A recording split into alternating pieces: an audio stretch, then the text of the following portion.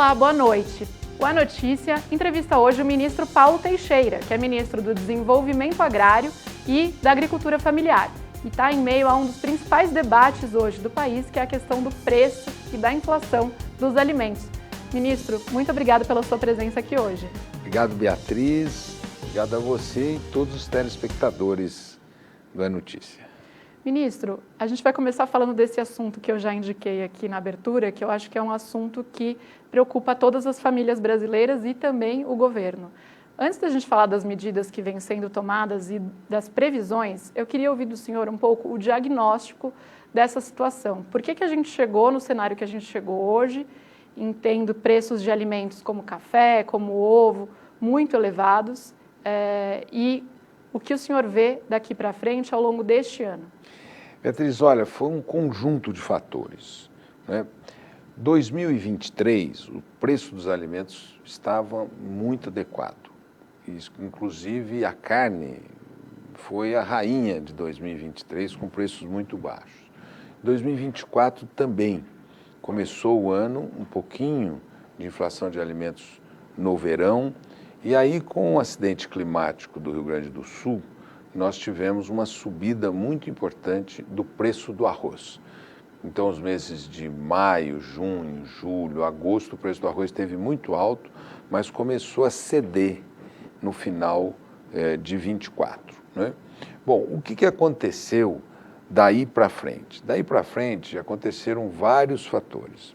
O primeiro deles foi uma mudança muito abrupta no câmbio e se deveu à eleição do Trump, porque essa mudança aconteceu no mundo inteiro. Não é? Nós tínhamos $1 que ali custava 5,70, ele passou para 6,30. Você vê um salto muito grande. Quer dizer, 60 centavos de dólar aumentou para a compra do dólar no Brasil. Isso encarece muito a agricultura. Por quê? Porque nós dependemos de fertilizantes que são importados, nós dependemos de defensivos agrícolas importados, aí vem também o preço do combustível que está ancorado no dólar, e assim você encarece os insumos. Ao mesmo tempo, muitos desses produtos, eles estão ancorados no dólar, porque eles são exportáveis. O milho está ancorado no dólar, a soja está ancorada no dólar, as carnes ancoradas no dólar. Ancorado, só para a gente fazer um adendo aqui para quem está nos assistindo, o senhor quer dizer que é uma negociação internacional desses preços nas bolsas dos outros países, que faz com que os preços fiquem elevados não só no Brasil, mas em outros lugares também. Como o preço é o preço definido nas bolsas estrangeiras, aqui passa a ter o mesmo valor. Então você imagina, você tinha $1 de 5,70, passou para 6,30, todos esses produtos também dão um salto nos seus preços, tá certo? Esse, então, foi o primeiro fator, que é o fator do dólar, né? A subida do dólar. Um segundo fator foi o fator climático. Por exemplo, nós tivemos problemas gravíssimos com a produção de café nos últimos 3 anos. Agora melhorou, mas nos últimos 3 anos afetou a produção de café e o Vietnã também teve uma perda muito importante da sua safra de café. Isso diminuiu a oferta de café no mundo, aumentou o preço do café, né? Além desses dois aspectos, você tem um terceiro aspecto que aumentou o consumo, a renda do povo melhorou. Isso é bom, aumentar o consumo. E no aumento de consumo, alguns produtos foram muito afetados. O ovo, por exemplo. Por quê? Quando aumentou a carne, o ovo teve um efeito substituição. Muita gente passou a substituir a carne pelo ovo, né? E também o ovo que era vilão passou a ser herói. E muita gente está consumindo ovo. Explodiu o consumo de ovos no Brasil. E na questão do ovo, aumentou o insumo, que é milho. E o calor também afetou a produção das galinhas, né? Esse é, então, um terceiro fator, terceiro fator, que é o aumento do consumo, né? Um quarto fator é o fator do ponto de vista de algumas doenças que aconteceram. Por exemplo, a laranja. Tem uma doença nos laranjais no mundo inteiro, que afetaram também os laranjais brasileiros, mas afetaram os laranjais americanos, por exemplo. Então, afetou a laranja. A inflação, ela se resumiu a 5 produtos. Ela não se espraiou para todos os produtos. Ela se resumiu à inflação das carnes, né, e proteínas, como ovos, que eu coloco nesse bloco. Segundo, do café. Terceiro, do açúcar. Quarto, da laranja. E quinto, do óleo de soja, que também a gente exportou muita soja, né? Mas não se espraiou para os outros produtos. E assim, agora nós estamos tratando esse núcleo de produtos daqui para frente, que eu vou poder falar mais para frente para você. Então, é isso que eu quero entender um pouco. Como que o governo está tratando isso? Na semana passada, começou a valer um imposto zero para importação de alimentos, como carne, como açúcar, como milho, que aí tem a ver também com o preço do ovo, né? Porque é usado ali como parte da ração ali para as galinhas, etc. Mas muitos economistas veem isso como algo insuficiente. Porque não há uma falta de produção interna de parte desses produtos, portanto, zerar a importação não resolveria esse problema. Queria entender do senhor, essa é a medida derradeira, o governo tem outras na manga, eu sei que foi um plano que não abarca apenas isso, mas de maneira imediata, essa é a principal medida. Como que o senhor recebe essas críticas e o que vem sendo discutido e gestado pelo governo? Beatriz, a questão de oferta de alimentos é uma questão que tem que ser preocupação desde o primeiro dia do governo. E foi assim que o governo do presidente Lula se preocupou. Desde o primeiro dia nós tomamos uma série de medidas. A primeira delas desde 2023, então 2023, 2024 e 2025, nós lançamos planos safras recorde, muito dinheiro à produção. Tanto que o efeito agora é que nós vamos ter uma safra recorde, efeito do dinheiro que está se colocando para a produção agrícola. Ao mesmo tempo, nós também centralizamos, principalmente na agricultura familiar, os juros subsidiados naqueles produtos da cesta básica. Tanto que não teve inflação de produtos in natura. A inflação ela se concentrou nesses 5 produtos, como eu te disse. Então, isso desde 2023 a gente vem fazendo. Vemos fazendo também um monitoramento de preços. Chamamos todos os produtores de arroz e eles se comprometeram a diminuir o preço do arroz em 24. Isso aconteceu, né? Fizemos contratos de opção para a compra de arroz. Quando nós fizemos o contrato de opção, muita gente disse, não, vocês estão estabelecendo um preço muito baixo. Agora eles estão vendo que o preço que a gente estabeleceu era um preço correto. E estão reclamando que deveria ter mais contratos de opção. Então nós começamos a fazer estoque de arroz. Nós vamos comprar agora arroz, né? Ao mesmo tempo, voltamos a fazer estoque de arroz esse ano e de outros alimentos, arroz, milho, feijão. Nós estamos na onda para fazer estoques desses produtos, né? E aí houve uma diminuição de tarifa. Você pergunta, tem efeito? Não tem efeito? Muitos desses produtos, a diminuição de tarifa de importação terá efeito. Por exemplo, a indústria reclama que o óleo de palma não tem no mercado nacional e precisa importar. Tinha uma cota de importação. O governo dobrou a cota de importação do óleo de palma. Veja, o azeite. O azeite está muito caro. E nós importamos azeite de Portugal, como importamos azeite do Chile, da Espanha. Então, diminuir a cota de importação, a tarifa de importação, vai sim ajudar na diminuição do preço do óleo, do óleo de mesa, né, que é o azeite, né? Também diminuímos a tarifa de importação de óleo de canola, óleo de girassol. São todos os produtos que vão para a mesa do povo, né? E tinham tarifas que não tinham sentido. Você colocar barreiras sanitárias para a importação de café da Colômbia não tinha sentido, como também não tinha sentido ter tarifas, né? Então, esse conjunto de medidas está, sim, ajudando a diminuir preços. E aí esses preços passaram a também diminuir, desses 5 produtos. Então, as carnes, já tem uma melhora na oferta de carnes com preços mais baratos nos supermercados brasileiros. Isso toda a família está vivenciando esse sentimento da diminuição do preço das carnes.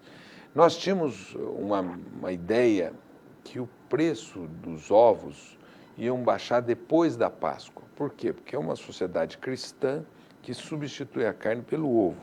Mas nós já estamos sentindo que o preço dos ovos já começaram a ceder igualmente, né? O feijão cedeu, o arroz também. Agora nós teremos uma super safra de arroz que está sendo colhida, e essa super safra de arroz já faz com que nós tenhamos na promoção no supermercado 5 quilos de arroz a R$20, R$21, R$22, R$24. E esses mais finos, né, já tiveram a 45, 47, eles estão a 36, 35, 34, tem até de 29. Né? Portanto, há já uma diminuição de preços, mas não é suficiente.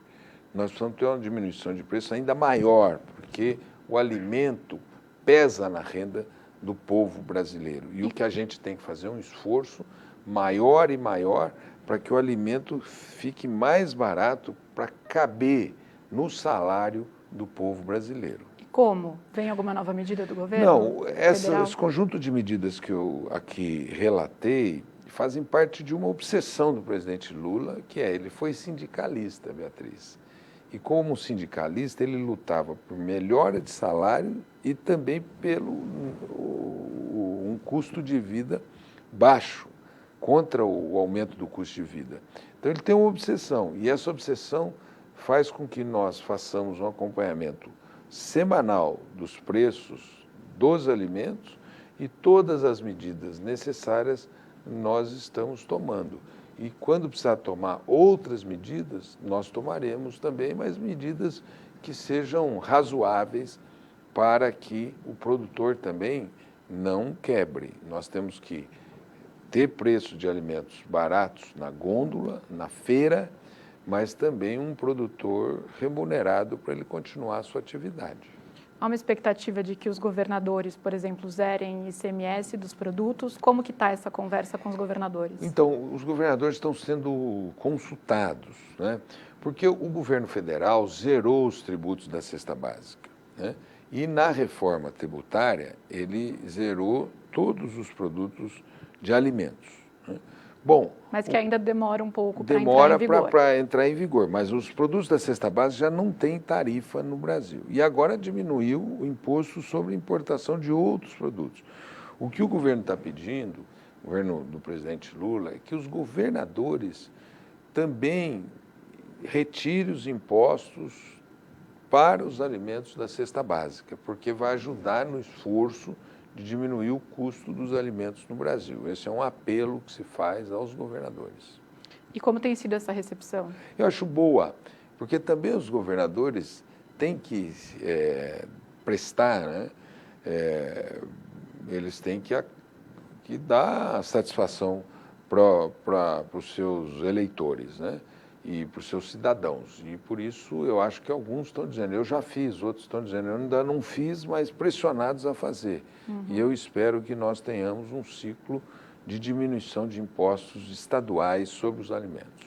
Ministro, então o senhor está tranquilo de que há um caminho aí de desaceleração da inflação dos alimentos daqui para frente? Beatriz, se você me disser que eu estou tranquilo, aí também é digamos, exagero. É um exagero, eu não estou tranquilo. Nós todos estamos atentos. O presidente Lula toma essa questão como uma questão muito importante. Ele não consegue entender por que o ovo, em 2023, a caixa custava 143, em 2024, 144, em 2025, 143. E em fevereiro pulou para 240. Ele não entende um aumento tão alto como nós também não entendemos. Isso precisa ser melhor apurado, né? Por que teve um aumento tão expressivo, né? Ao mesmo tempo, nós estamos chamando os empresários para que eles possam fazer um esforço de oferta dos alimentos da cesta básica nos preços mais adequados. Estamos conversando com o setor de supermercados, com o setor de proteínas, com o setor de proteína animal, de ovos e de carne. Estamos conversando também com a indústria de alimentos, conversando também com a área de energia, não é?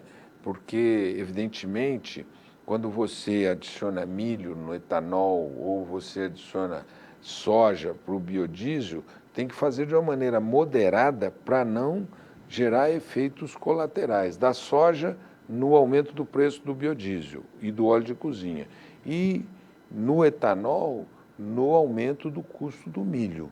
Por isso que o governo está trabalhando todas as variáveis, porque o importante é chegar alimento barato na mesa do povo. Essa é a preocupação do presidente Lula. E ele vai conseguir entregar isso? Eu acho que sim. Eu acho que entregará. Ele está, é como eu te disse, já começaram a baixar os preços. Não nos níveis adequados. Já começaram a baixar e a gente tem que fazer um acompanhamento e tomar as medidas para que cheguem num nível adequado que faça esse equilíbrio entre o produtor e o consumidor, né? Mas eu tenho certeza que esse acompanhamento, as políticas que serão adotadas, o esforço da sociedade fará com que os alimentos cheguem mais barato na mesa do povo. Eu também acho que, muitas vezes, nós, consumidores, precisamos fazer um esforço. Eu vou contar uma experiência pessoal que eu tive essa semana. Eu fui comprar um remédio numa farmácia. Cheguei lá na farmácia e falei, quanto é o valor do remédio? Eles, é um remédio de R$300. Ele falou, eu não tenho aqui o remédio, vai na mesma farmácia, 2 farmácias abaixo. Aí eu falei, poxa, eu vou lá e vou pagar 300 e encontrei uma outra marca de farmácia e fui lá e falei, quanto custa o remédio? Ele falou, 260. Então eu dei 5 passos e economizei R$40, tá certo? Isso vale para o consumidor.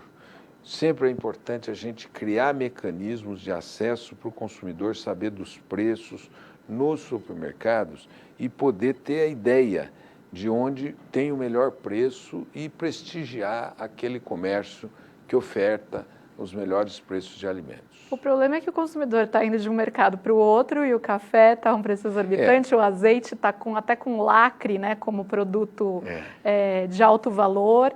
Então, não é exatamente uma questão de mercado. Você falou de 2 preços, né?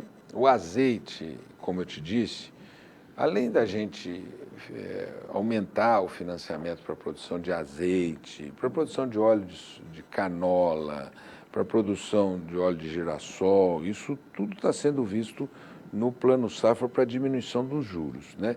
Para o pequeno e para o médio, né? Ao mesmo tempo, você tem produtos mais problemáticos. Se você me perguntar agora quais são os 3 produtos mais problemáticos em relação a preço, eu vou dizer a você, o primeiro é o café. Café é um produto extremamente caro e a produção mundial problemática. Então, e você também precisa ver a situação do produtor que perdeu 4 anos e você não tem como também arrochar o produtor. Então, o café, sem dúvida nenhuma, nós temos um problema à mesa, né? O segundo produto é o cacau e seus derivados. Nós temos uma Páscoa, que o ovo de Páscoa e o chocolate está com preço alto porque o cacau também tem uma diminuição de produção no mundo. E o terceiro, os ovos. Aqui eu tenho mais esperança em relação aos ovos que os preços diminuam, né? Os produtores vão diminuir os preços depois da Páscoa, mas a gente já está com preços de supermercados que estão mostrando que os ovos estão cedendo no preço, mas o preço ainda está alto. São esses 3 produtos. Sabe o que acho importante dizer, Beatriz? Eu sou mais velho, eu sou do tempo da inflação dos anos 80. A inflação dos anos 80, ela era uma inflação que se espraiava por toda a economia. Aqui não. Aqui a gente tem uma inflação que está concentrada em alguns produtos e o nosso esforço é não deixar chegar nos outros produtos e concentrar na diminuição desses produtos. Ministro, quando o senhor mencionou o caso da farmácia, da compra do remédio, lembrou um pouco aquela fala do presidente Lula, que ele falou recentemente, né? Se você vai, falando aí para a população, né? No mercado e tal produto está caro, não compra. Teve gente que viu como uma gafe. O senhor concorda? Como que o senhor viu essa frase dele? Eu acho que o que ele quis dizer é que o consumidor precisa, digamos assim, fazer um programa de consulta de preços, porque ele pode encontrar em comércios próximos e na sua própria cidade produtos mais baratos do que ele encontra em alguns supermercados. Eu vou te contar uma história. Eu pedi para o pessoal da minha assessoria em 3 atacadistas aqui em Brasília. Aí eles trouxeram arroz de 18, 5 quilos de arroz 18, 20, 22, 23. E depois eu levei para o presidente. Ele pegou um telefone e falou: Gilberto Carvalho, você está mentindo para mim, que o Paulo Teixeira disse que encontrou arroz de 22, de 23, e você falando que foi de R$36. Na verdade, são arroz, esse que o Gilberto mencionava, esse arroz que tem marcas mais tradicionais, etc. Mas aqui, na realidade de Brasília, você tem os dois preços, tá certo? Em atacadistas, você tem esses preços que eu estou mencionando e também na região das cidades satélites aqui de Brasília, né? O que ele quis dizer que também o consumidor, nesta hora, quando ele sentir que o preço está muito abusado num comércio, né, vale a pena dar uma consultada, porque ele pode encontrar produtos semelhantes em outros comércios. Eu trago a minha experiência pessoal, em 5 passos que eu gastei, eu economizei R$40. Ministro, eu tenho visto muito o senhor e o ministro Carlos Fávaro nessas discussões e reuniões com o Planalto sobre a questão dos alimentos. Não tenho visto tanto o ministro Fernando Haddad, da Fazenda. Ele está participando dessa discussão? Qual tem sido o papel do Haddad? Não, o Fernando Haddad, primeiro, é um cara que está fazendo um trabalho excepcional, né? Porque a ele cabe cuidar dos grandes dados da macroeconomia. E esses dados da macroeconomia são muito bons. Emprego, nós temos maior taxa de oferta de empregos e a menor taxa de desemprego no mercado formal. Nós temos um aumento da renda, 11% na média do aumento da renda, 38% da renda dos mais pobres. A inflação, nós temos um índice inflacionário que está ainda um pouco acima da meta, mas está muito menor dos índices inflacionários dos anos anteriores, né? Nós temos dados macroeconômicos, o câmbio agora está 5,76, agora nós tivemos uma super arrecadação.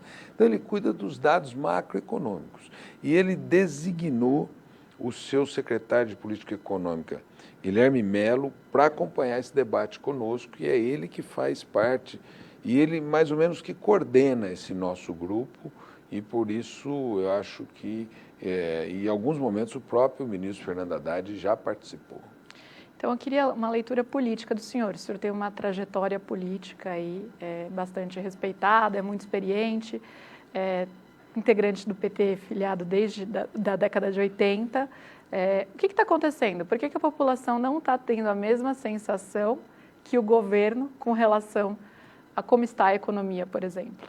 Olha, eu acho que alguns fatores interferiram, mas são fatores muito, digamos assim, conjunturais. Eles dizem respeito a um momento específico.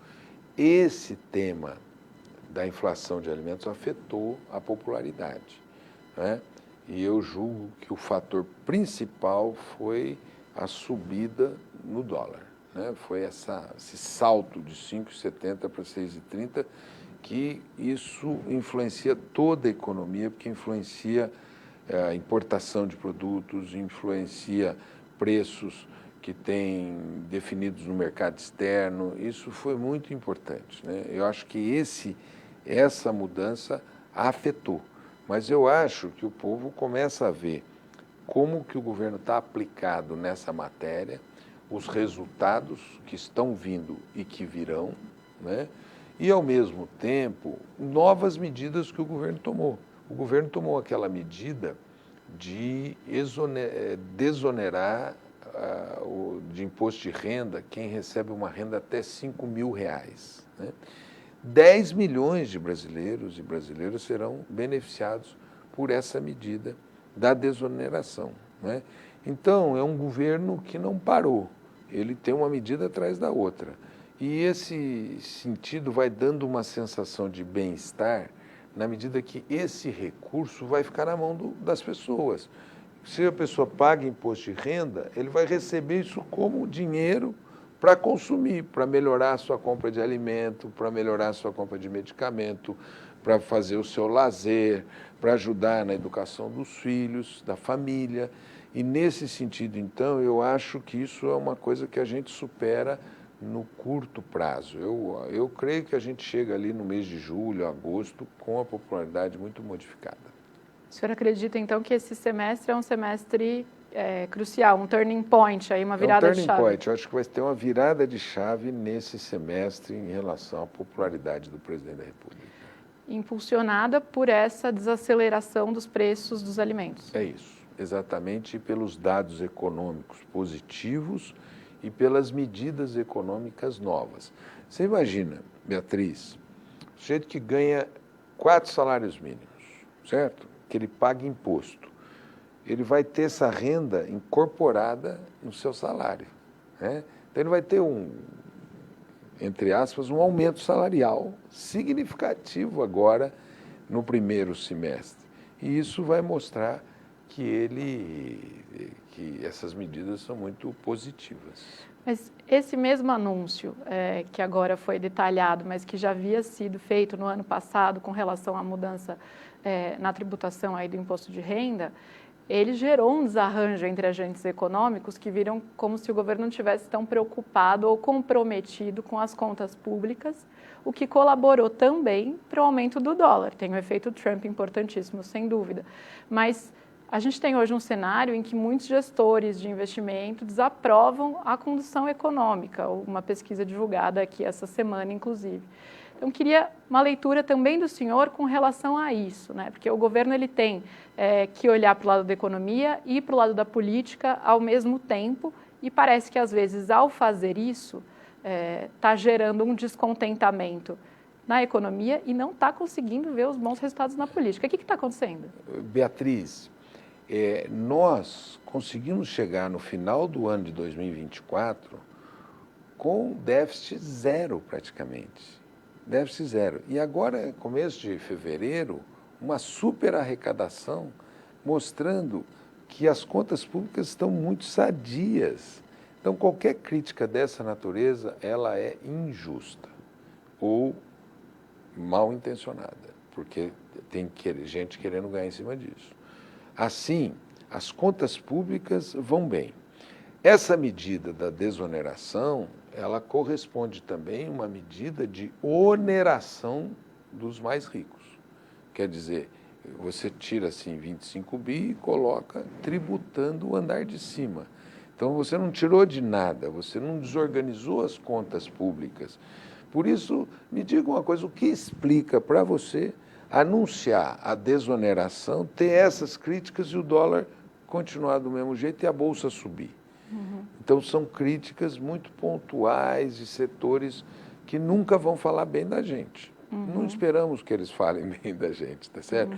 Mas, para ser honesto, o governo está tratando as contas públicas com muita seriedade. Isso se deve aos princípios do presidente Lula, que disse que a mãe dele, Dona Lindu, ensinou que nunca se gasta mais do que se recebe. E também se deve à aplicação do ministro Fernando Haddad. E hoje nós temos alguém no Banco Central muito bom, que é o Gabriel Galípolo. E aí eu queria entender como que o senhor vê esse momento atual da política brasileira e deste terceiro mandato do presidente Lula, em comparação histórica, especialmente aí com os 2 mandatos dele anteriores. Quais são os novos desafios? Olha, primeiro, eu quero fazer uma comparação do presidente Lula com o ex-presidente, tá certo? O presidente Lula consegue pilotar a política brasileira com muito equilíbrio. Ele sempre fala, eu só tenho 140 deputados, mas ele tem maioria no Congresso, tanto na Câmara quanto no Senado, não é? Ele tem uma boa relação com o Hugo Mota, presidente da Câmara, e com o Davi Alcolumbre, presidente do Senado. E tem uma boa relação com o Supremo Tribunal Federal, diferentemente do ex-presidente, que tinha uma tensão com o Supremo Tribunal Federal permanente. Ele todo dia acusava o Supremo Tribunal Federal e até hoje diz que vai pedir impeachment, que eleger senador para pedir impeachment de ministro do Supremo Tribunal Federal, né? Em segundo lugar, os dados econômicos do Brasil são muito melhores que os dados econômicos dos últimos 2 governos, mas muito melhores. São dados econômicos muito bons, não é? De melhoria de renda, diminuição de pobreza, diminuição de miséria, retirou 24 milhões de pessoas do mapa da fome, tem um estímulo para a juventude continuar estudando pelo pé de meia, aumentou a presença nas universidades. Nós soltamos um plano safra recorde, um programa de reforma agrária robusto, um programa de compras públicas forte, né? E o povo está se alimentando melhor do que estava antes. Mesmo com a inflação de alimentos, mostrou que a inflação de alimentos não comeu a renda do povo, que aumentou acima da inflação, né? Portanto, é um governo muito melhor. O governo Lula III, ele não tinha os constrangimentos do Lula I e II. Quais são os constrangimentos? Primeiro, ele elegeu com minoria parlamentar. Segundo, houve uma captura de parte do orçamento. Não havia no governo Lula I e II. Houve uma captura de parte do orçamento pelo parlamento. Terceiro, ele teve que aguentar um presidente do Banco Central nomeado pelo ex-presidente da República, que boicotou 2 anos do governo dele. E quarto, você tem um presidente da República dos Estados Unidos que é aquele aluno que bagunça a classe, não deixa acontecer a sala de aula, aquela bagunça, ninguém tem estabilidade, é um mundo instável por esse presidente dos Estados Unidos. Então, é um governo com mais constrangimentos, mas é um governo que está fazendo um excelente governo e que o povo, às vezes bravo, com razão, quer correções e o governo está fazendo todos os esforços para obter melhores dados econômicos, principalmente no acesso aos alimentos. E ainda nesse momento esse turning point que o senhor menciona desse primeiro semestre aqui do ano, que marca também início da segunda metade do mandato do presidente Lula, ele tem feito alguns ajustes nos ministérios.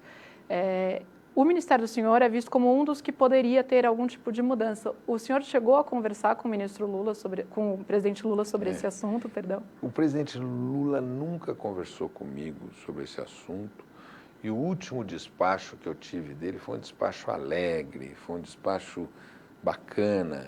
E ele fez uma fala lá em Minas Gerais que ele diz, olha, eu pago 2 milhões de reais para estar num evento como esse e não pago nada para estar no evento do Palácio do Planalto. Ele mostrou alegria. Ele foi lá, almoçou na casa de uma família, comeu uma galinhada, comeu uma leitoa, a pururuca, né? Ele foi visitar os lavradores na produção de café, na produção de milho, enfim, ele estava muito feliz. O que eu acho, Beatriz... E ele não fica tão feliz dentro do Planalto, é isso que o senhor está falando? É isso, ele está no meio do povão, você entendeu? Ele, quando chegou, foi aquela energia tão boa, todo mundo feliz, né? E o que foi importante ali naquele evento, né, é que o presidente Lula passou a valorizar esse ministério. Quando começou o governo, ninguém queria esse ministério. Você entendeu? Era o patinho feio da esplanada. Agora não. Agora virou um ministério robusto, um ministério que entrega políticas. Então também, digamos assim, olho gordo no ministério. Tá certo? Então eu vejo essas coisas de imprensa, né? Até não tenho visto mais. Eu vi esses dias num blog bem pequeno, mas na grande imprensa eu não tenho visto mais essas cogitações. E o que eu quero dizer para você, Beatriz, é que isso não tirou um minuto da minha atenção as entregas que a gente tem que fazer para o povo brasileiro. Essas coisas não tiram a minha atenção, não fazem com que eu desvie a rota, não fazem com que eu perca tempo, né, em cogitações da imprensa. Outro dia eu encontrei uma jornalista da Folha, né, que ela tinha dito que eu estava... Primeiro ela disse que eu ia sair. Depois que ela disse que eu ia sair, e o presidente Lula marcou a questão lá em Minas Gerais, a entrega da reforma agrária, ela disse que eu estava dependendo de um despacho. Depois eu fiz o despacho e fiz a entrega. Eu falei, ó, tua notícia valeu 3 dias. Eu falei para ela. Então, eu não posso, você entendeu, perder a atenção do lugar que eu estou. Tá certo? O lugar que eu estou é um lugar de entrega para o povo brasileiro, de atenção às políticas públicas, de atenção ao povo brasileiro. Nós vivemos num momento em que temos que dar satisfação. Nós temos 115 mil acampados no Brasil. Nós precisamos fazer reforma agrária para entregar a eles terra para eles produzirem, para produzir alimentos e desenvolverem as suas famílias. Nós temos que aumentar a produção de alimentos pelo mecanismo das compras públicas. Nós estamos soltando agora um edital de 900 milhões do programa de aquisição de alimentos que está no ar. Inclusive foi prorrogada a data para as associações e quem estiver nos ouvindo pode entrar no site da Conab e entrar nesse concurso, né? Nós estamos preparando um novo Plano Safra, então não há tempo para eu me perder nessas cogitações políticas de Brasília, né, que às vezes entram no jornal e saem do jornal com a mesma velocidade. E o presidente Lula nunca me falou nada sobre... Claro, o cargo pertence a ele, né, mas nada me disse sobre mudança no cargo. E se o presidente Lula chamasse o senhor e dissesse: Paulo, o que eu devo fazer para mexer aqui? Onde eu devo mexer no governo? Qual que seria a avaliação? Posso falar uma coisa? Eu não acho que ele vai me chamar para isso. Né? Mas qual é a leitura? Eu não me sinto, Beatriz, eu não me sinto assim livre para dar opinião de colegas do Ministério. Não sobre colegas, mas sobre uma visão mais ampla, assim, em termos de... acho que o governo precisa acenar mais à esquerda ou não, o governo realmente precisa abrir mais espaço para alguns partidos que podem ser base lá em 2026? O senhor tem alguma avaliação? Eu tenho uma avaliação que esse momento agora é ficar muito próximo do povo e das suas demandas, né? Para que a gente tenha uma relação muito positiva com o povo brasileiro. Eu gostei muito dessa medida da desoneração do imposto de renda.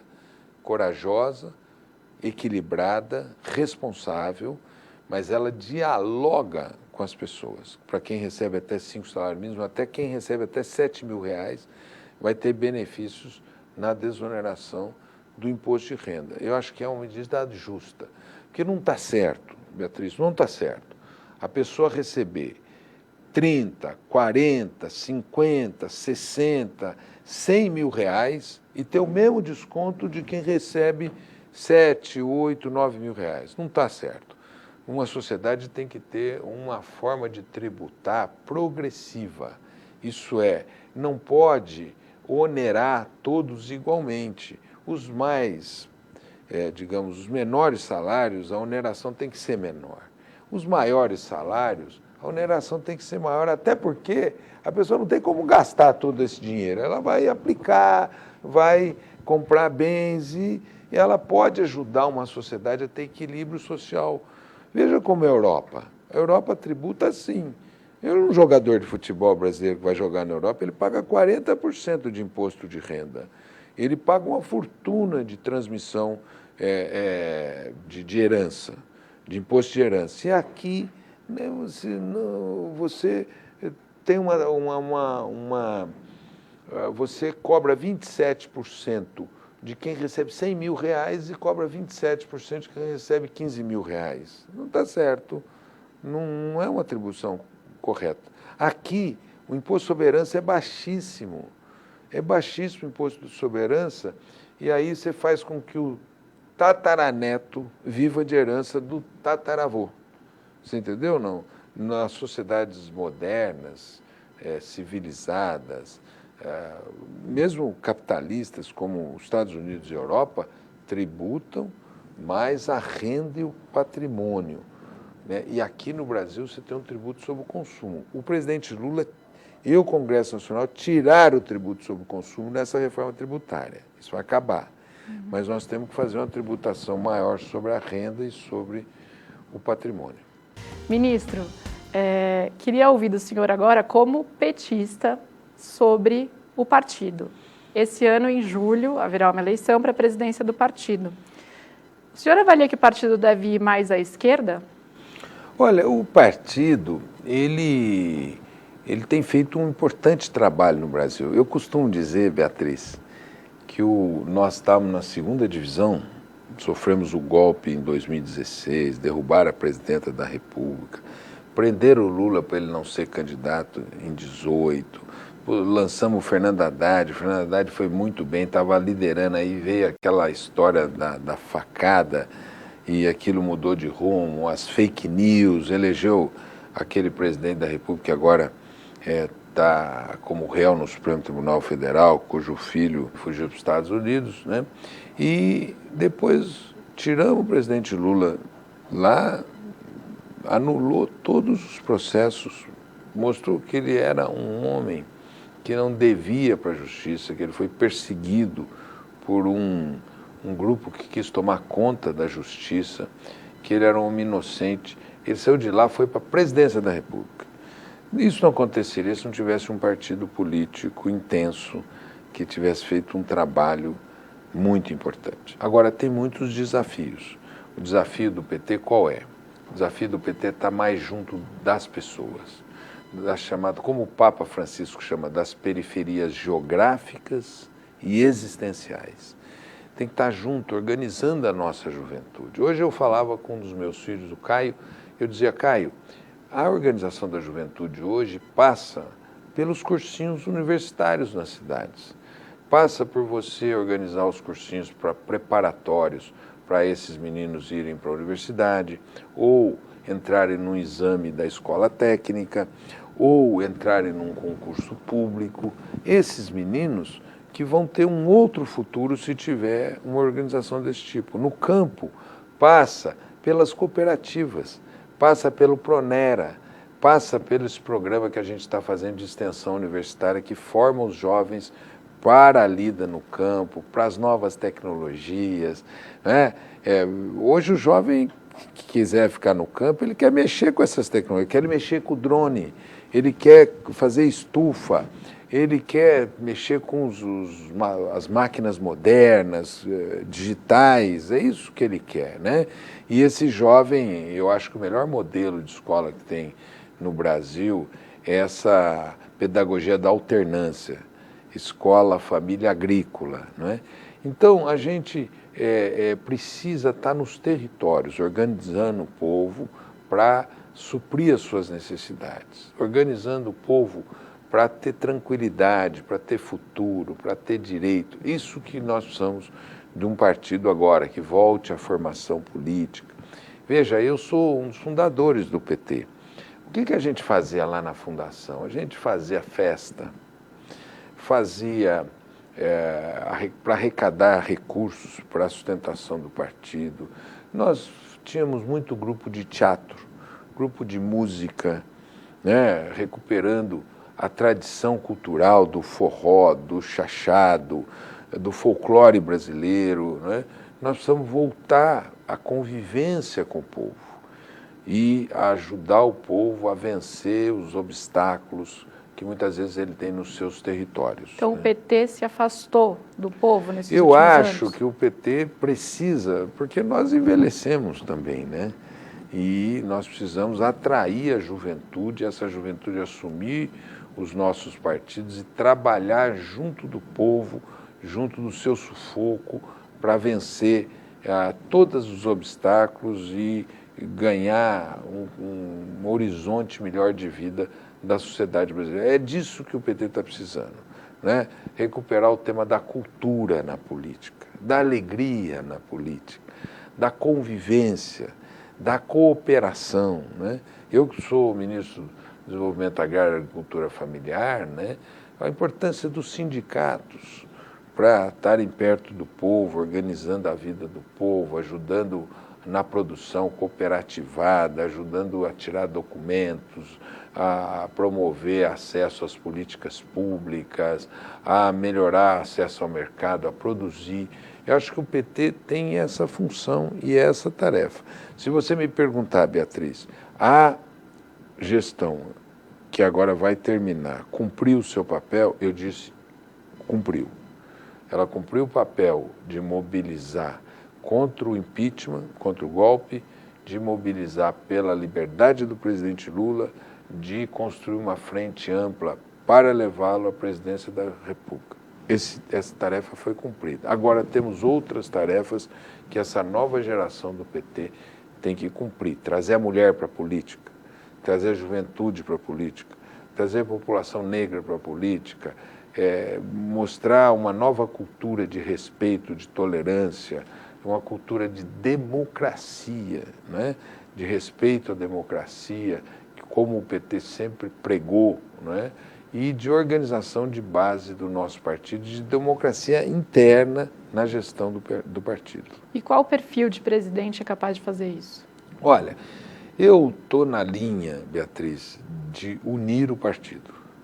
Não é hora, diante de uma conjuntura internacional tão complexa, diante de uma extrema-direita tão ativa como a gente tem, não é hora da gente trazer a luta política para dentro do PT.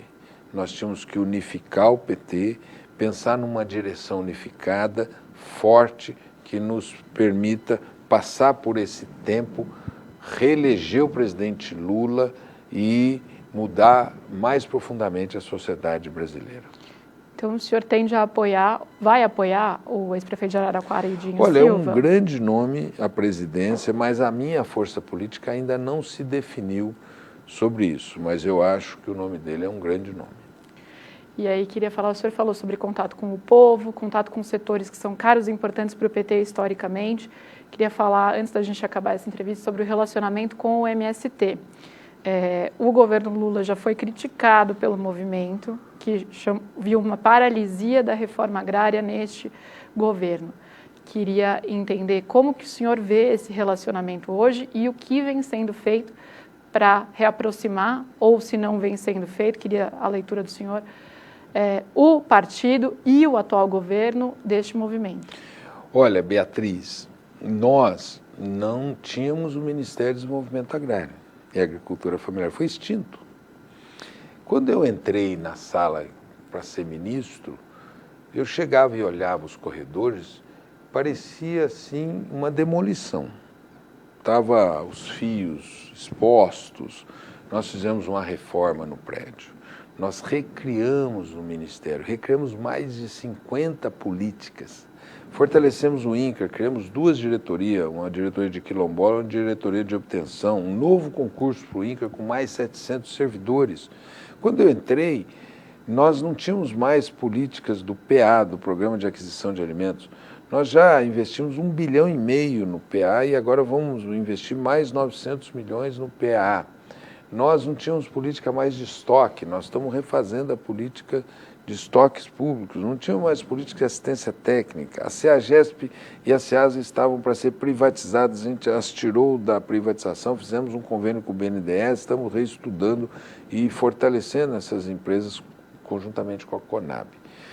Nós, então, não podíamos fazer milagre. Não tínhamos nenhum recurso para obtenção de terra em 2023. Tivemos um recurso pífio em 24, que conseguimos um aumento que saiu em dezembro de 24. E agora, em 25, entregamos 12 mil famílias assentadas no Brasil. Isso é o maior índice em 15 anos. Entregamos 1,5 bi de crédito, também é o maior índice em 15 anos. Entregamos também CAF, que é o Cadastro de Agricultor Familiar, para 500 mil famílias. Nós agora lançamos o Desenrola Campo, sendo que 270 mil famílias já saem imediatamente do cadastro negativo e passam a ter créditos. Voltamos o Pronera, né?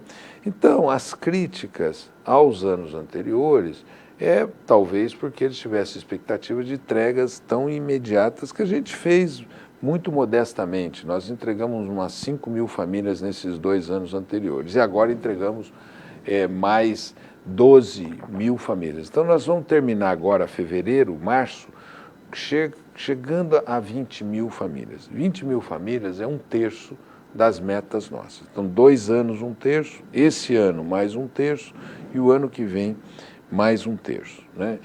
Outro esforço que nós estamos fazendo de aumentar os recursos no orçamento da União. Nós estamos buscando, eu tenho conversado com o presidente, tenho conversado com os ministros e fazendo um grande esforço para ampliar os recursos do Ministério para o ano de 2025 para o Programa de Aquisição de Alimentos, tem sinalizações positivas, para o Programa de Estoques Públicos e para obtenção. Além disso, a gente está buscando outras formas de obtenção, como obtenção de terras por meio de adjudicação de terra de grandes devedores. Isso é o grande devedor que entrega a sua terra para pagamento de dívida, a gente está aceitando, né? E também terras que estejam no patrimônio de empresas públicas, né? Isso está prestes a acontecer. Então, o que eu acho que as críticas que foram feitas, eu levo comigo as sábias palavras do bispo Dom Angélico em São Paulo, que ele diz o seguinte: política é como feijão, só cozinha na panela de pressão. Então, essas pressões que são feitas a nós, eu nunca as levei do ponto de vista pessoal. Eu sempre as levei como pressões para que as políticas saiam, cheguem na ponta, e o nosso esforço é para que as políticas cheguem na ponta. Então, nunca, assim, perdi sono e achei que são críticas pessoais, que são feitas a mim. Não. É uma pressão que eles estão fazendo ao Estado, ao governo, e que a gente tem que responder. Esse é o nosso papel. Houve um incômodo, acho que desde as alianças formadas ali em 2022, de alguns setores da esquerda, de alguns movimentos sociais, com como esse governo fez a sua composição, né, para vencer a eleição e depois para governar nesses primeiros 2 anos. Como o senhor enxerga isso? Olha, Beatriz, eu acho que foram corretas as alianças, porque senão nós não teríamos vencido. E a composição do governo também foi correta, senão nós não conseguiríamos governar, né? Agora, pelo desafio à frente, se você me permitir, eu acho que nós temos que trazer mais políticas que sejam populares, políticas populares, temos que defendê-las, apoiá-las, temos que retomar alguns diálogos, que eu diria, com as religiões, a religião católica, os evangélicos, diálogos históricos que nós sempre tivemos. Nós precisamos atender mais, aproximar mais desses públicos religiosos, que são pessoas, majoritariamente pessoas do bem, e que podem ajudar a fazer um bom diálogo, porque muitas vezes eles estão perto do povo, né? Então, estar perto do povo, seja pelas políticas públicas e pelos diálogos, é o momento que eu estou achando importante. Nós temos que fazer uma defesa importante da democracia, não permitir essa ideia de anistia. Foram cometidos crimes graves contra a democracia, para tentar suprimi-la, romper com a democracia, destruir as instituições. E, na minha opinião, nós não podemos permitir que esse discurso fácil da anistia prospere. Não. Essas pessoas têm que pagar pelos crimes que cometeram. Ministro, muito obrigada por essa entrevista. Espero recebê-lo em breve aqui de novo, não é notícia, quando tiver mais novidades sobre preço de alimentos. E vamos continuar essa conversa em uma entrevista futura. Beatriz, muito obrigado pelo convite. É sempre muito positivo ver uma mulher à frente de um programa de TV tão importante como esse. Parabéns pelo trabalho. E sempre que você me convidar, eu voltarei. Muito obrigada. Obrigada a você que nos assistiu. A notícia volta na semana que vem, quinta-feira, às 11h45 da noite. A gente se encontra lá.